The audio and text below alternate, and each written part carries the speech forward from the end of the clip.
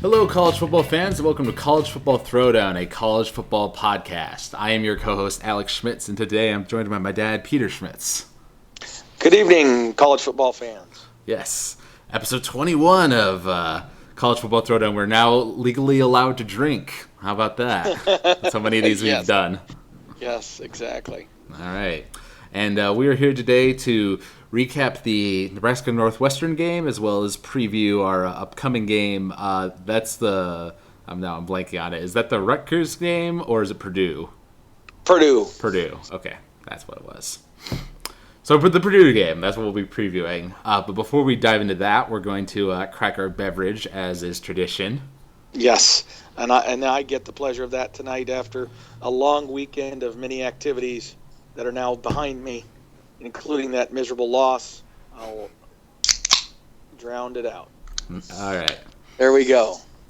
So, talking about the game, we were both watching it live. I was.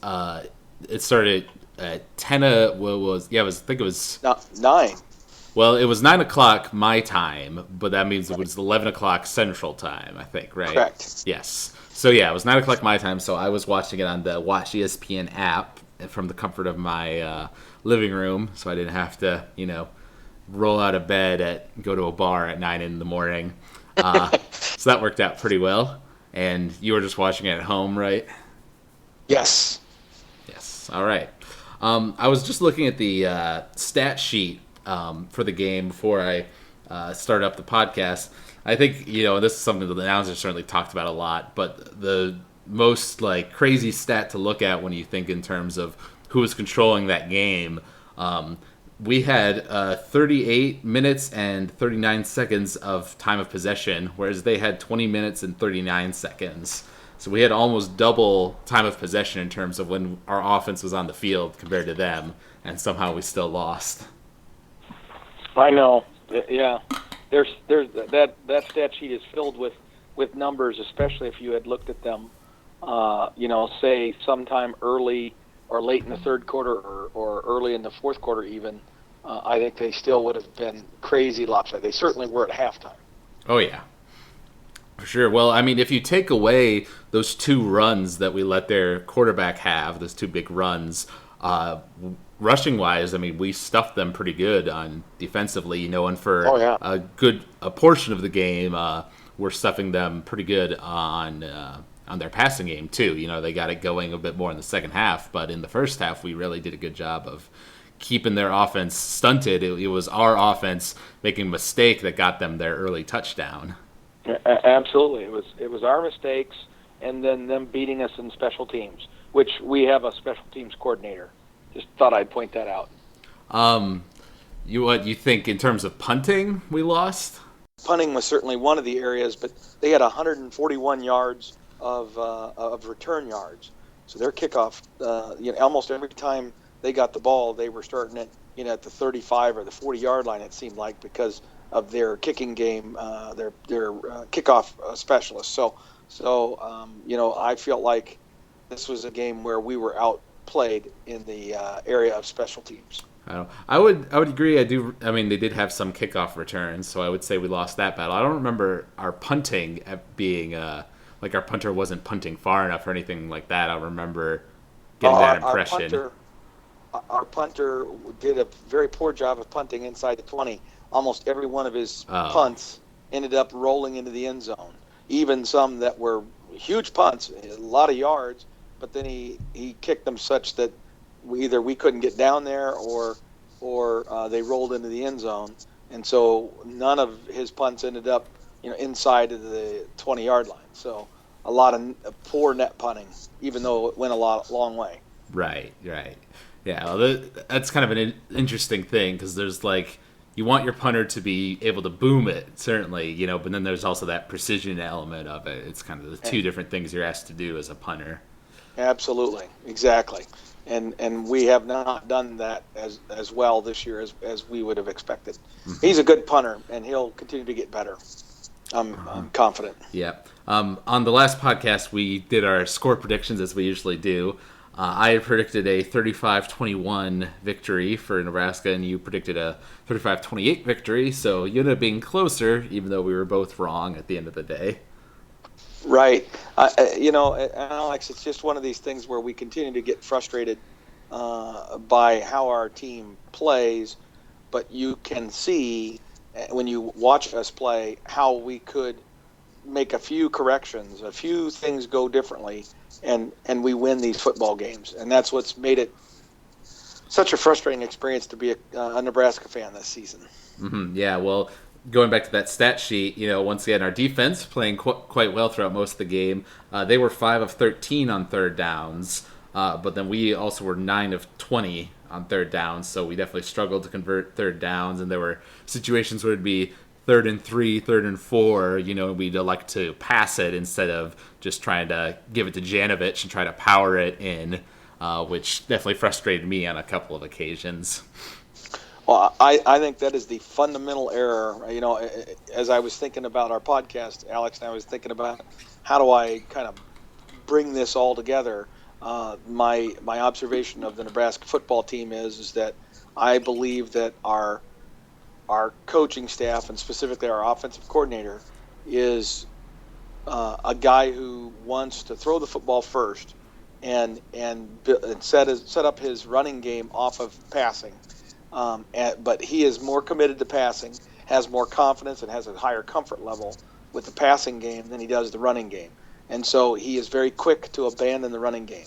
I think the single thing that needs to change for Nebraska's outcomes to be different is for us to remain committed to the running game. I think this idea that we couldn't run yesterday was completely false.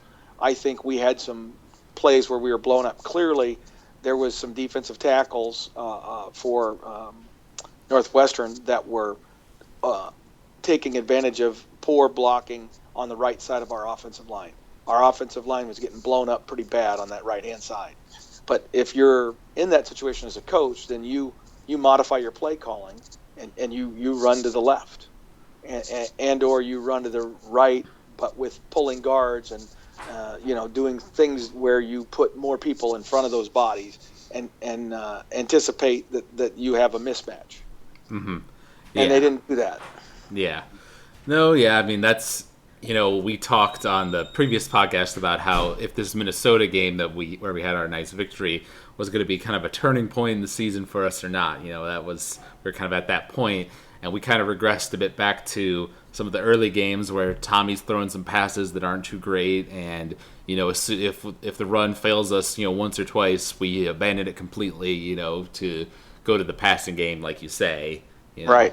It was kind of just. Well, and again, I would argue from just a awareness of your team and what your players, what makes your players tick.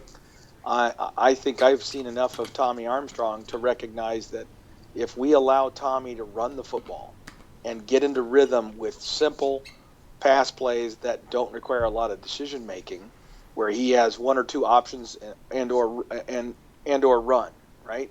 And if you give him those kinds of plays, rollout action, not a bunch of drop back stuff. You can have some drop back, quick decision drop back stuff, but do not put him in a situation where he's standing in the pocket a bunch, because over the course of the game, he will make some poor decisions, which he did yesterday. But if instead you get him running and rolling out and doing some of those kinds of things, that allows you to, frankly, overcome your poor offensive line play a little bit, and it allows him to get into the flow of the game. He's a guy who, frankly, plays with greater confidence and energy level if he's getting hit. He needs to be running the football to feel a part of it. He plays better when he's asked to run it some. I don't mean run it every play, but I'm saying he needs to run it some. And we didn't do enough of that with Tommy. No, we did have – there were definitely some designed like quarterback runs we had in the game, and some he threw some great rollout passes. Oh, he did, and that's my point. Those are the areas where I think he excels. Where he struggles is when you have him just drop back in the pocket and go through a progression like a traditional, NFL caliber quarterback would. He doesn't do that well. Mm-hmm. I will say one thing I would notice when I was looking at the stat sheet. I was thinking, we talked after the game was over about penalties. We had some penalties in key situations that set us back from, getting a first down or having a play happen, that hurt us. But in actuality, looking at it, we had 5 penalties in the game, but so did they, and they actually had more yards total for those 5 penalties than we did. So I can't get too super angry about that, because compared to early in the season, we're having 8 or 10, or more penalties in the game. We certainly have come down from that, but it's just the timing of when the penalties happen, that kills us. Right. We had a really difficult chop block penalty that was personal foul, 15 yards on a play that would have allowed us to continue a drive. As a result, we weren't able to continue that drive, so that squelched a drive. And then late in the game, when we needed to stop because we were running out of time, our guys lost their cool and had some personal foul penalties that ended the game for us. Yeah, that was God, I'm forgetting his name, but he's one of our best Collins. Defensive linemen, and it was a little frustrating. I mean, you saw the Northwestern guy hit him a little late, so I understand why he retaliated, but you gotta keep your cool in that situation, because like you said, that penalty basically gave them the game at that point. To me, those kinds of penalties reflect 2 things: a lack of respect for your coaches and a lack of respect for your teammates. Because a player who respects his coaches and respects his teammates holds it together there. They just do, because they always know and they're aware of the circumstance. But when you're just out there, playing on emotion exclusively, then you don't care about your teammates, and you don't care, and it's just all about you. Then you're going to get even with this other guy instead of thinking about the team. That was a bad move, man. Yeah, but obviously the biggest frustration I had in that game was the lack of passing and all of that we already discussed. Not the lack of passing, the lack of running, and lack of commitment to the run, and how that hurt us. But more than or second to that, I guess, in terms of my notes from the game, was that if we had caught some of the passes that were in our receivers' hands, passes that where they were open, they weren't getting covered super bad, and the ball was in their hands, you could see it. If they catch some of those balls, we have at least 11 more points in that football game, because there were some that were for touchdowns or for first downs. Northwestern had a couple drop balls in critical situations as well, but those ones for us really hurt me, because it was a reminder of the Miami game. You have your quarterback is struggling a little bit, but he then gets starting to find his rhythm, in the second half a little bit more, connecting those passes. You got to be there to bring those in, and we weren't, and that is a major reason why we lost. I agree, and it gets back to the fundamental of the offensive philosophy. Again, you have to know and recognize what your team's capabilities are. And in this case, I think these coaches are unwilling, it appears, to make the significant changes in their philosophy for this season to adjust to the skill sets that our players have. We have a good but not great set of receivers. They're going to drop footballs like that. That's going to happen regularly for us. We don't have receivers that have shown themselves to be reliable, good hands guys. Westerkamp would be the one exception. Most of these other guys have shown throughout their careers that they're going to drop some balls that they shouldn't drop. That's just been the nature of that group. And so as a coaching staff, you have to recognize that's where your players are at.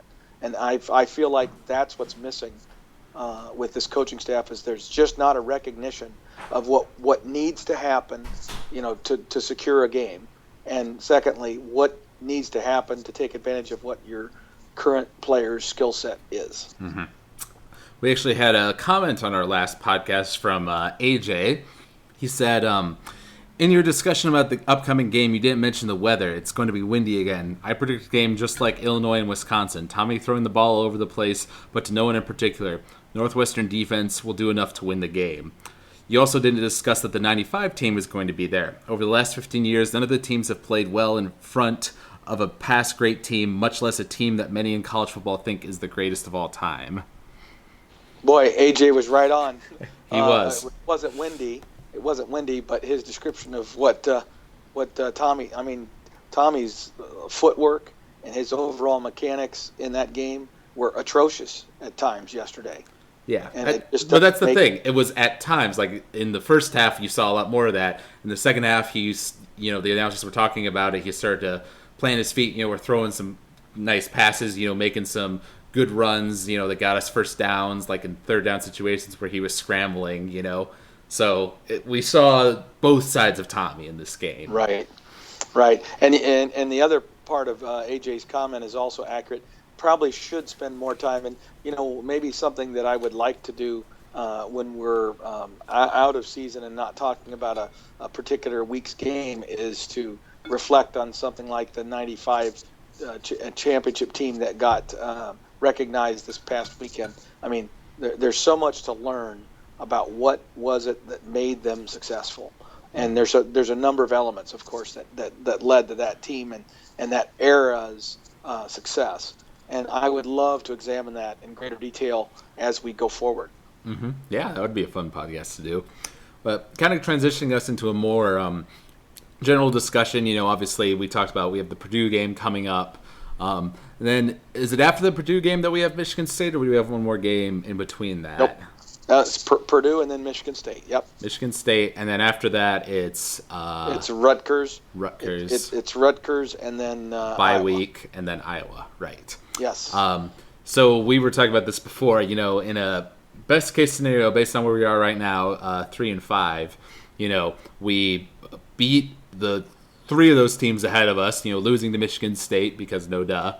But if we could find it in ourselves to somehow, beat Purdue, beat Rutgers, and then use that bye week wisely, to get our guys a little healthier and, come up with a sophisticated game plan to beat Iowa, who by that point may very well still be undefeated, that would be the ideal scenario for us at that point, because then we'd be 6-5 and we'd have the chance to go bowling, even though we still might not in that scenario. But that's the best we can hope for at this point, I believe. I would agree. I think at this point we have to acknowledge, the status of the team. We are what we are, and we are a team that has a quarterback that does not fit the skill set that the offensive coaches want to run, and they have been unable to successfully evolve or modify their systems and their plays to accommodate his strengths. And when I speak, I should say the teams, because it's more than just Tommy, but it's particularly about that role of quarterback. In their scheme, it's clear that their system is going to work when they have a quarterback who has a certain set of skills. And when the quarterback doesn't have that, you're going to struggle. I mean, here we are, it's game 9 or 10, and we're still trying to figure out how to consistently make a screen pass work. Mm-hmm. And that's fundamental to the offense. Right, yeah. I mean, kind of like we talked before, it really has just been, I don't know what the issue was in practice over the summer, that summer and fall where Riley was with them, that made this transition more difficult than typical or whatever, shifting from Bo's system to this system.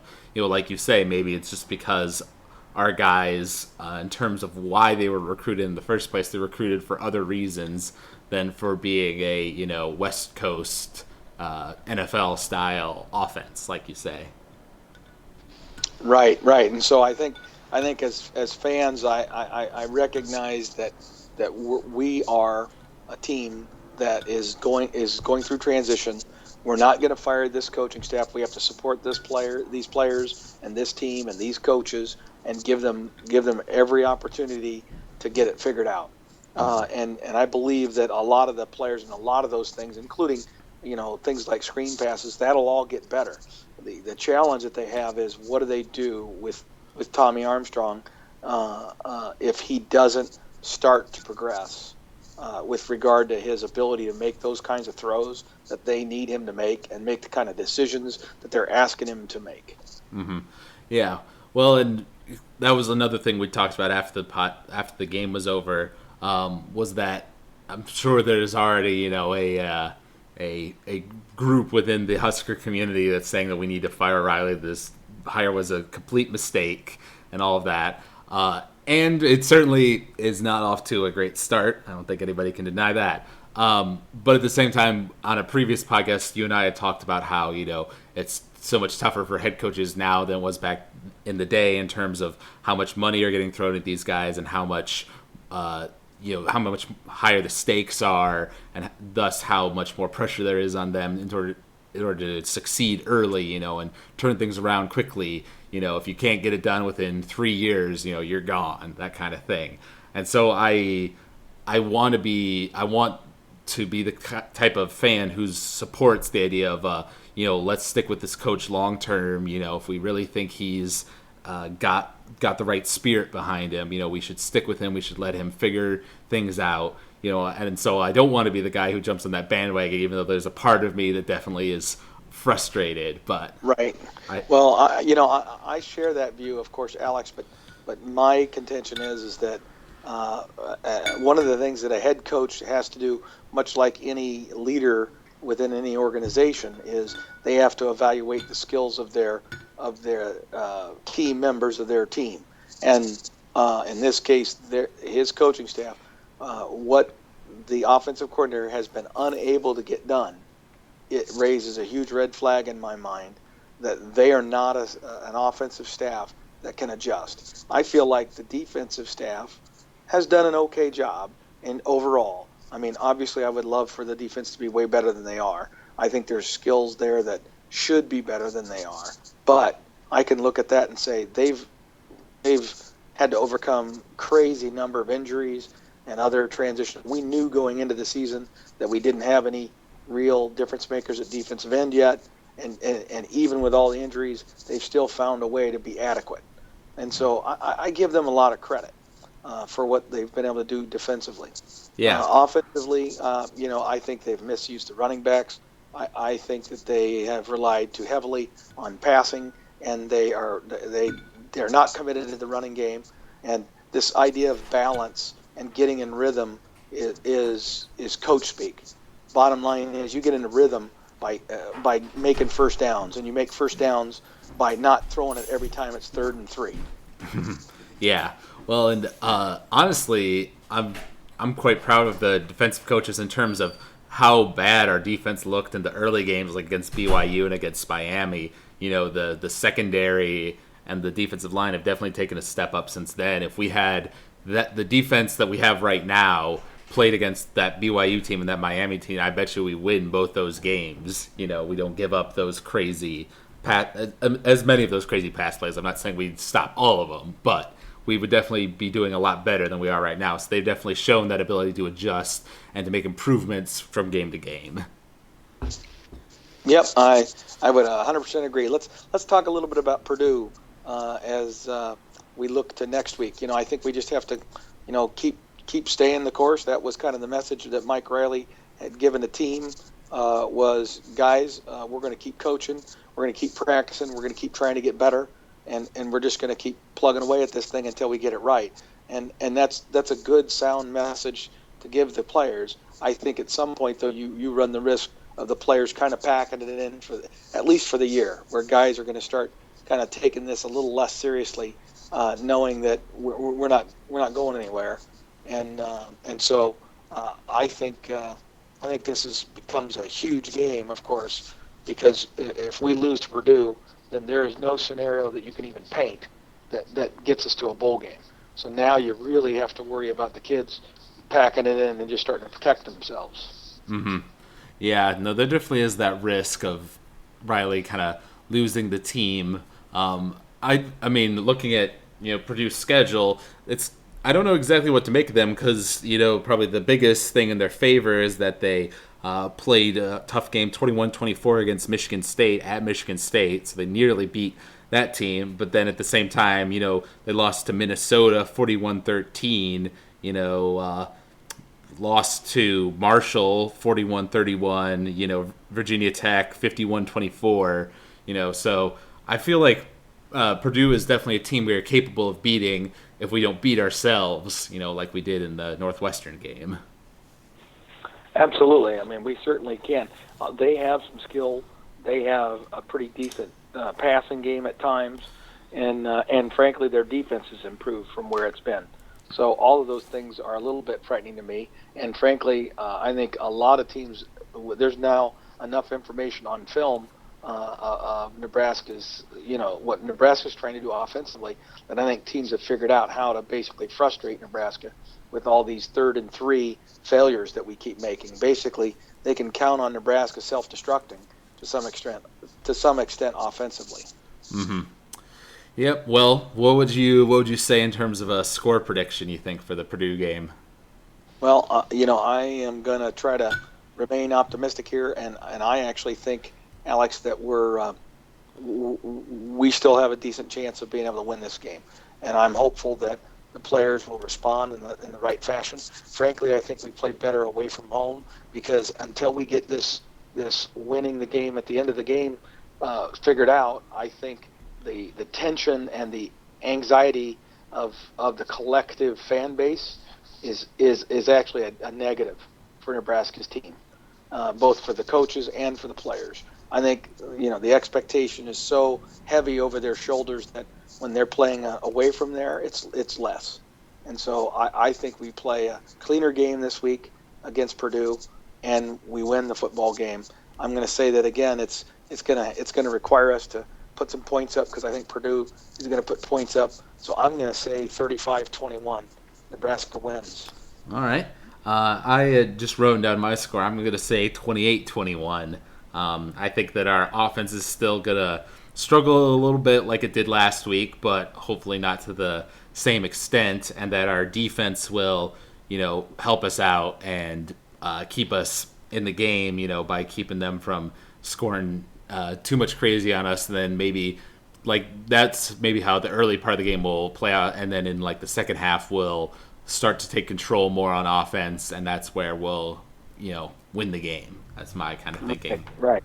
Well, and my score prediction is based on an assumption that the weather will continue to hold out and remain fairly decent this week. If we go over there to West Lafayette and it ends up being a miserable day, rainy, cold, windy, whatever, that really affects passing. And Tommy has shown himself to not be a guy that plays well in bad weather.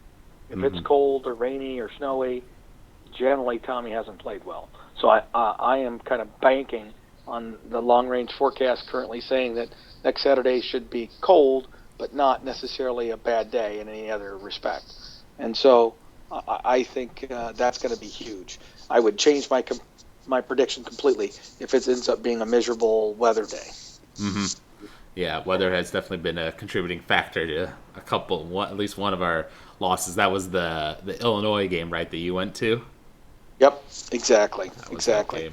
So hopefully we can do that, and then we get to come back after a victory with some optimism that at least it's going to be a game that will be of interest. Yeah, this is one last thing I wanted to bring up, but it was something I was thinking about because, and this obviously might change when we go up against Michigan State, since they are clearly a very good football team. But one thing I do like about Riley, as frustrated as I have been with, how we've lost some of these games, is that, every single one of them has been within, a touchdown or less. We've been well, I don't know if that's exactly true, but we've been within, pretty much every game we've played. We haven't seen a Bo Pelini-esque, complete mental breakdown like, the Wisconsin game last year. So I appreciate that, because as frustrating as these losses are, at least we're playing good. At least we're, I'm watching in the fourth quarter, and it's like we have the chance to win. It's not like we're getting just totally plowed one week, and the next week we play great, and it's like an on and off switch, and there's still a little bit of on and off switch, obviously, with Riley, but it's not to the same extent as you sometimes saw with Bo, I guess is what I'm saying. Right. I'm in agreement with you there, and that's the thing, is that I feel like the adjustments that need to be made for this team to start playing more effective football and being able to win are relatively small. And probably my biggest frustration is I believe these changes are recognizable and would be made by most average high school coaches. And that's what is the head scratcher for me. I don't think these guys have to throw the baby out with the bathwater as far as their offensive system and philosophies go, and yet they could still have been doing some things just slightly differently that would have probably led to us winning, let's say, half of our, we've got 5 losses. I'm going to suggest to you that 3 of those 5, let's say, over half, we would have won, Mm-hmm.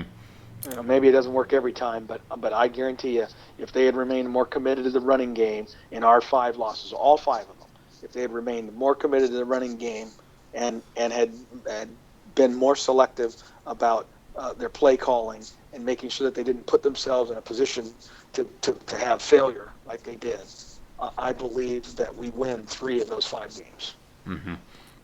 Yeah, well, we'll see, how things go. I mean, this might be kind of a symptom. I think we talked about this in the past of the fact that, Riley and Langsdorff and a lot of the coaches on his staff have been with him for years at Oregon State, which on the one hand gives you that cohesion on your staff, which is a very good thing, something that was a big contributing factor to us going on that run in the 90s under Tom Osborne was because he had cohesion under his coaching staff. But at the same time, you got to wonder, is Riley so connected to Langsdorff that he's not able to ask him the hard questions and try to make him, make the alterations that he's clearly not making on his own. Right. No, I'm in agreement with you 100%. And it'll just be interesting to see how that dynamic plays out. And I'm speaking of the dynamic between the coaching staff, the fans, the athletic administration, and the media, because Mike seems to do a really good job on a lot of those things, but at some point those guys have got to start doing something a little differently, or it's going to get ugly. Mm-hmm. All right. Well, thank you out there for listening to us. You can find us on footballthrowdown.podomatic.com or on the Podomatic app under the same name. We're College Football Throwdown. On iTunes, you can leave us a review there. We like to hear constructive criticism from the fans. Comments on the Podomatic website, like AJ did, are also always appreciated. We'll read them out on the podcast for you. So thank you out there for listening, college football fans, and thank you, Dad, for joining me on this analysis of the Northwestern game. You're welcome, and we got to just look forward to better things in the future and keep supporting the team no matter what. That's right. We bleed red, as they say. That's right, exactly.